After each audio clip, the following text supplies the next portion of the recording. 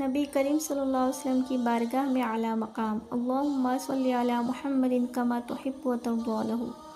فائدہ: رسول کریم صلی اللہ علیہ وسلم نے ایک روز ایک شخص کو اپنے اور حضرت صدیق اکبر رضی اللہ تعالیٰ عنہ کے درمیان بٹھایا۔ صحابہ رضی اللہ تعالیٰ عنہ کو اس پر تعجب ہوا تو آپ صلی اللہ علیہ وسلم نے فرمایا، یہ شخص مجھ پر مذکورہ درود شریف پڑھتا ہے، سبحان اللہ۔